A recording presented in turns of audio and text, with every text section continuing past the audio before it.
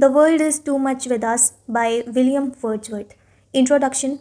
The World is Too Much with Us is a famous sonnet written by William Wordsworth, one of the greatest romantic poets and a great lover of nature. In this poem, he criticizes the materialistic life of modern people and explains the importance of nature in human life. According to him, real happiness lies in living close to nature, not in running after wealth. The world is too much with us William Wordsworth की famous sonnet है।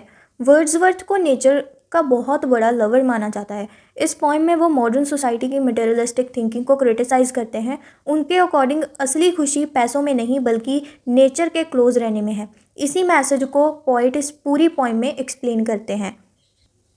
Summary. In this poem, William Wordsworth expresses his deep sadness about the condition of modern society. He feels that people have become completely busy in their worldly life. Their main aim is to earn more money, collect more wealth, and enjoy material comfort. They spend their whole life working for money and thinking about material success. Because of this, they have forgotten the beauty, peace, and happiness that nature freely offers to everyone. Poem की starting में Wordsworth modern society की condition को देखकर अपनी sadness express करते हैं।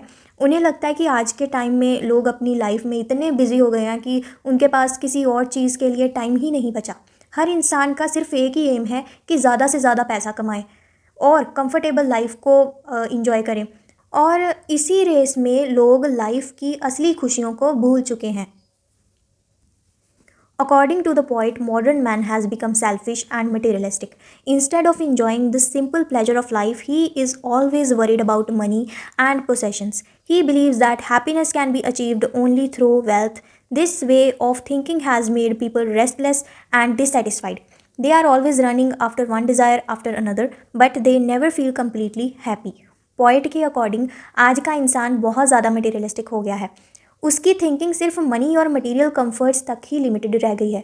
वो ये मान बैठे हैं कि पैसा ही सब कुछ है और पैसों से ही असली खुशी मिलती है, लेकिन पॉइंट इस बात से बिल्कुल अग्री नहीं करते। उनके हिसाब से पैसा सिर्फ कुछ ज़रूरतें पूरी कर सकता है, लेकिन रियल पीस और सेटिस्फैक्शन नहीं दे सकता। इसी वजह से आज का इंसान बाहर से सक्सेसफुल लगता है लेकिन अंदर से खुश नहीं है। The poet feels that this materialistic attitude has created a great distance between human beings and nature. Earlier, people lived close to forests, rivers, mountains, and green fields. They loved the beauty of sunrise, moonlight, flowers, and fresh air. Nature was an important part of their daily life, but today everything has changed. People are surrounded by busy cities, factories, and machines. They have become so occupied with their work that they no longer notice the beauty of the natural world around them. Point को सबसे ज़्यादा दुख इस बात का है कि इंसान और नेचर के बीच जो प्यारा सा कनेक्शन हुआ करता था वो अब ऑलमोस्ट ख़त्म हो गया है। पहले लोग नेचर के बीच रहते थे, वो रिवर्स, माउंटेन्स, ट्रीज़ और फ्रेश एयर को एंजॉय करते थे। उनके लिए नेचर लाइफ का इम्पॉर्टेंट पार्ट थी।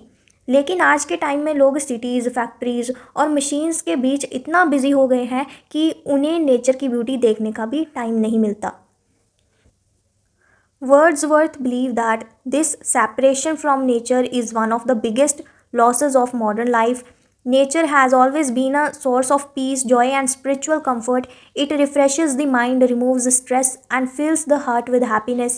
Whenever a person spends time in the lap of nature, he feels calm and satisfied. Unfortunately, modern people have forgotten these valuable gifts because they are always busy with worldly affairs. Wordsworth कहते हैं कि nature हमेशा से इंसान को piece और happiness देती आई है। जब भी कोई पर्सन नेचर के पास टाइम स्पेंड करता है, उसका माइंड फ्रेश फील करता है और उसकी टेंशन कम हो जाती है। नेचर सिर्फ बॉडी को ही नहीं बल्कि माइंड और सोल को भी रिलैक्स करती है, लेकिन आज का इंसान इन सब चीज़ों को इग्नोर कर रहा है क्योंकि उसका पूरा फोकस सिर्फ वर्ल्डली लाइफ पर है। The poet also points out that people have started giving more importance to material things than to human values. Kindness, love, sympathy, and simplicity are slowly disappearing from society. People judge others by their wealth instead of their character. Success has become more important than goodness. This change has made human life artificial and unhappy. Poet ये भी feel करता है कि materialistic life ने सिर्फ nature से ही नहीं बल्कि ह्यूमन वैल्यू से भी इंसान को दूर कर दिया है। आज लोग काइंडनेस, लव और सिंप्लिसिटी से ज़्यादा इंपॉर्टेंस मनी को देने लगे हैं। किसी इंसान की वैल्यू उसके करेक्टर से नहीं बल्कि उसके पैसों से की जाती है। इसी वजह से सोसाइटी में सेल्फिशनेस और ग्रीड बढ़ती जा रही है और लोग इमोशनली भी एक दूसरे से दूर होते जा रहे हैं। The poet feels that human beings have become completely separated from nature. This is why he becomes very disappointed with modern society. He even says that he would prefer to become a pagan rather than live in a world where people have forgotten the beauty of nature. A pagan is a person who believes in the old Greek god. The poet does not actually want to change his religion, he only wants to show that the ancient people were much closer to nature than modern people. Poet को लगता है कि आज का इंसान nature से बिल्कुल अलग हो चुका है। इसी बात से वो बहुत डिसअपॉइंटेड हो जाता है। इसीलिए वो कहता है कि अगर चॉइस मिले तो वो ऐसी मॉडर्न मटेरियलिस्टिक सोसाइटी में रहने की बजाय पेगन बनना ज़्यादा पसंद करेगा। पेगन वो पर्सन होता है जो ओल्ड ग्रीक गॉड्स में बिलीव करता है। पोएट का यहाँ रिलीजन चेंज करने का कोई इंटेंशन नहीं है, वो सिर्फ ये दिखाना चाहता है कि पुराने टाइम के लोग नेचर के बहुत क्लोज थे और उसकी ब्यूटी को अच्छे से अप्रिशिएट करते थे। Wordsworth refers to Proteus and Triton who are the sea gods in Greek mythology. Proteus is believed to rise from the sea, while Triton blows his shell like horn across the ocean. The poet imagines that if he were a pagan, he could experience these wonderful sights. These images show his deep love for nature and his desire to feel the mystery and beauty of the natural world once again. Through these references, the poet suggests that even ancient beliefs seem better than a modern life that has no love for nature. Poet Proteus और Triton का reference देते हैं। ये दोनों Greek mythology के सी God's हैं। Proteus को सी का गॉड माना जाता था जो समुद्र से बाहर आता था और ट्राइटन अपना शेल जैसा हॉर्न बजाता था। पोएट इमेजिन करते हैं कि अगर वो पैगन होते तो शायद उन्हें ये ब्यूटीफुल सीन्स देखने को मिलते।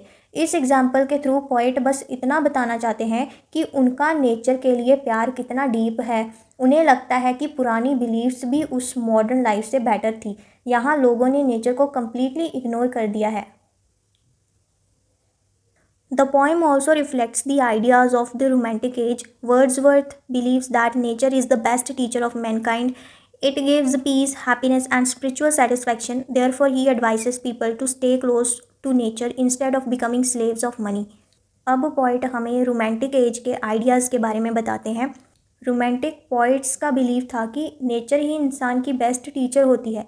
नेचर हमें पीस, हैप्पीनेस और स्पिरिचुअल सेटिस्फैक्शन देती है। इसके साथ साथ नेचर हमें सिंप्लिसिटी, पेशेंस और अच्छी वैल्यू भी सिखाती है। इसीलिए वर्ड्सवर्थ लोगों को एडवाइस देते हैं कि वो सिर्फ मनी के पीछे ना भागें बल्कि नेचर के साथ भी अपना कनेक्शन बनाए रखें।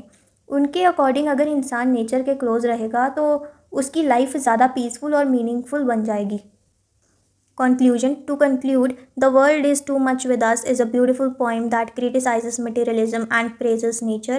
The poet believes that money cannot give real happiness. Only nature can provide peace and true satisfaction. Therefore, we should live a simple life and maintain a close relationship with nature. Finally poet हमें ये message देना चाहते हैं कि money life में important है लेकिन सब कुछ नहीं है। अगर हम सिर्फ पैसा कमाने के पीछे भागते रहेंगे तो हम अपनी असली खुशी खो देंगे। नेचर ही हमें रियल पीस, हैप्पीनेस और सेटिस्फैक्शन देती है। इसीलिए हमें नेचर से प्यार करना चाहिए और उसके साथ हारमोनी में रहना चाहिए। यही इस पोइम का मेन मैसेज है। So that's all for today's video. I hope these handwritten notes were helpful. If you found this video useful, don't forget to like, share and subscribe. Thank you. Thanks for watching.